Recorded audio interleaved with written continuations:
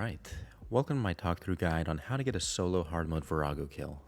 I'll be doing this on the TeamSplit rotation as it's probably the easiest and the friendliest to learn on. This was actually my very first try using Necromancy here, and it worked out very nicely. I had previously done this challenge with Magic several years ago before my hiatus. I think I was among the first 20 players or so to achieve it, and it was one of the toughest things I'd done in the game at that time. However, today, it is substantially easier and more relaxed. So let's go ahead and look at the kill. I'm using my best Necromancy gear as you see, and in my preset I did bring along Magic dual wields and an extra Necromancy offhand, just in case I wanted a 0-tick Soulfire. I also brought a main hand Blightbound and Hydrix bolts, just in case I ever wanted to do a Hydrix Ricko, but in this kill I didn't end up using either one of these. They'll probably be more useful in the other weeks. The only thing I would have done differently with my preset in hindsight is to bring a second Adrenaline Flask. You could also bring Numbing Roots, which you can use as a backup solution to clear bleeds on the Vitalis phase, but again, that's something that's probably better for the harder weeks than TeamSplit. I'm using a Hellhound familiar, and I have a backup pouch as well, just in case I ever forget to heal it. It's probably the best familiar to use for solo hard mode. It makes some of the scarier mechanics like Green Bomb feel a lot safer. You can supplement your accuracy by using the Lord of Bones incantation instead of using a Nihil. So phases 1 and 2 are mostly identical to any solo normal mode kill. Bring him down in phase 3 are where the fun begins. You have to do 50,000 damage to clear Bring Him Down, so I saved my soul stacks. I did the Death Skulls, Volley of Souls, and a couple Fingers of Death. I delete my Conjures at the end of this phase and at the end of every phase so that I can reset them each time. I'm going to do something similar on every phase drop down. I'll summon new Conjures, invoke Death, command Lord of Bones, command Ghost, and command Skeleton. There's no need to extend any Conjures with Life Transfer, at least on any of the weekly special phases. I'll do a weapon spec and a couple of basics until Reflect. I'll then use Devotion during Reflect, and I'll try to Living Death as soon as I can. Then I'll just finish off this phase with a couple of Death Skulls and Necrosis abilities. After the phase ends, I'll delete my Conjures again and get ready to do the same setup for Scopulus phase. Drop down, summon Conjures, command Lord of Bones, command Ghost, command Skeleton, and invoke Death. I'll use Death Skulls on this first Scopulus, that'll bounce around between them while I start running around the edge of the room and building up some of my stacks. I also used Reflect here to play a little bit safe, and then when I got to 5 soul stacks, I used Invoke Death, Threads of Fate, Volley, Finger, Tier 90 weapon spec. That killed one Scop and brought another one really close to Deathmark range, so at that point I used Devotion around the time that I thought I could kill one of the other Scops.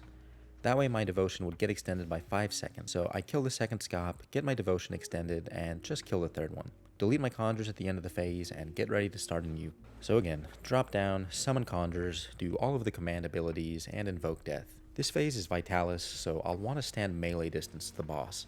That way I don't get blocked out by the Vitalis that spawn in. I started the phase with both weapon specs and then just a couple of basics until Reflect. During Reflect I'll use Invoke Death and Threads of Fate so that I can get a big sap and a big volley off of the many Vitalis that spawn in the arena. That'll do a lot of damage to Vorago, and if I were blocked in, it should kill any of the Vitalis surrounding me, allowing me to run around the room and deal with any bleeds I might get. From there I just do a Death Skulls and Bloat and whatever other good Necromancy abilities I can think of. I'm also just trying to run around the room, leaving some open files that I might be able to dive through if I needed to clear a bleed. This is the phase where Numbing Roots could come in handy if you had them. Next up is Green Bomb phase, so I'll start just as I have been with my Conjures.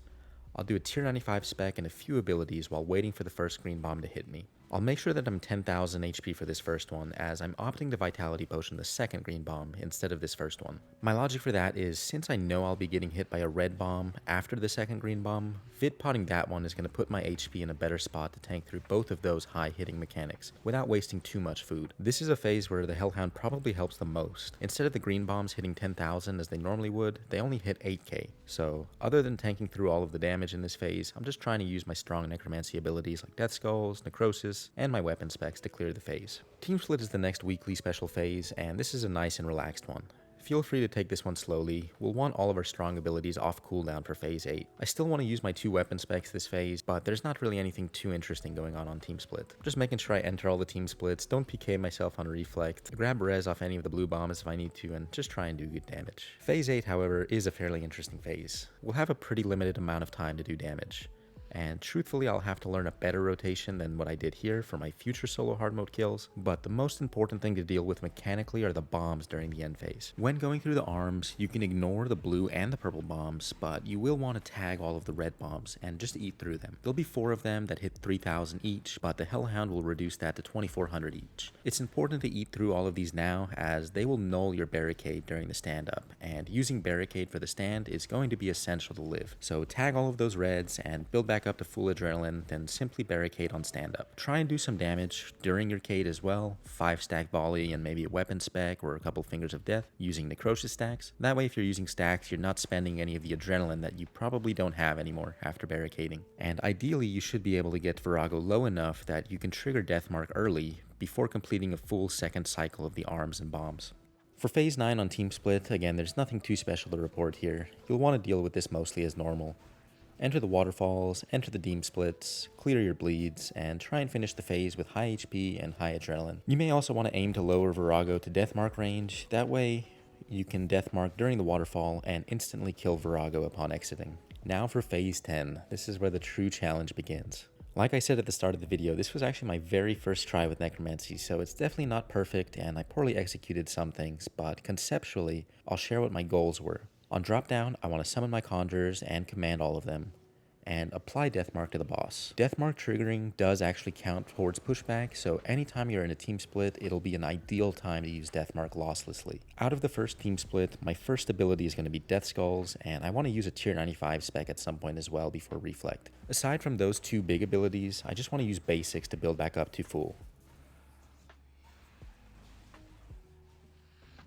During all of the reflects, you want to run as far away as you can from Vorago, then when he shoots out the first bomb, you can dive 2 tiles away from him, and then walk in melee distance to him. Ideally, if you execute this properly, that'll stack all 3 of the auto attacks he does during Reflect, and stacking those auto attacks on the same tick will only give you 1 tile of pushback instead of 3. So I don't execute this perfectly for the most of my kill, I'm still learning, but ideally you'd want to do that every Reflect. During the second team split, I'll want to use Living Death, and again, during any team split, it's a lossless time to use things like Invoke Death or Command Skeleton, so try and remember those things as much as you can. Out of the second team split, just send your best Living Death rotation. Then we'll just have to repeat this approach as long as it takes us to get the boss to Maul spot. So conceptually, Phase 10 should look something like out of the first team split, do a little bit of damage, maybe a tier 95 weapon spec, and try and stay close to full adrenaline if you can. Stack the autos during Reflect, and during the second team split, make your preparations for your Living Death or any command abilities, then out of the second team split, full send your damage.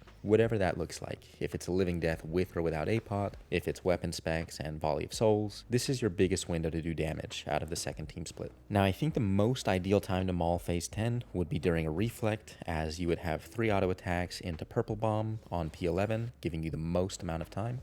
But I actually saw that I was in an alright position to maul after the first team split, which would give me 3 auto attacks into Reflect. In my kill, I got 1 auto attack here, so it was going to be 2 autos, then Reflect on Phase 11. I don't really know the best way to explain mauling mechanics and how your maul timing dictates the order of attacks on Phase 11, so instead I'll just share this chart that I've always used for hard mode Vorago.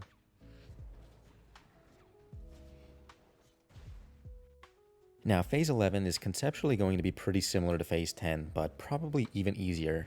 Instead of Team Split, we'll have Team Split and then Purple Bomb as our special mechanics. So again, during Team Splits, I'll remember to use Invoke Death and any Conjure commands I want to do. Out of Team Split, I'll try and do a little bit of damage before Reflect, trying to set myself up with good adrenaline to do big Living Death at the end of the Reflect. During the Purple Bomb is where I have the biggest window of time to do damage. That's the ideal time to be using Living Death. I really wish I had 2 Adren Flasks with me in this kill. That would have helped out a lot on my Living Deaths, but truthfully, I didn't think I would even make it this far on my very first try. There were a couple times that I used Barricade during this kill, during Purple Bomb, instead of Living Death, as I was getting nervous and excited about actually getting my kill towards the end of this. Using Cade during Purple Bomb was probably not super ideal or really necessary, but using Barricade will block all pushback while it's active. If you were to use it, using it out of Team Split where you can't really do a whole lot of damage might have been more ideal, but again, just sticking to those core concepts, you can probably weasel out a kill here. So again, those core concepts are just doing all of your command abilities and your Invoke Death during Team Split,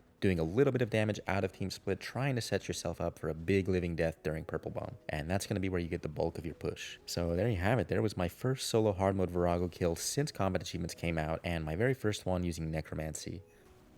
I'm pretty excited to take on the 6 out of 6 challenge and make videos for each one of those. If that sounds interesting, or maybe you found this video fun and helpful, consider subscribing to my channel. I'll be making videos covering every single combat achievement in the game. Share this video with a friend, leave me a comment. Thanks for watching, and see you next time.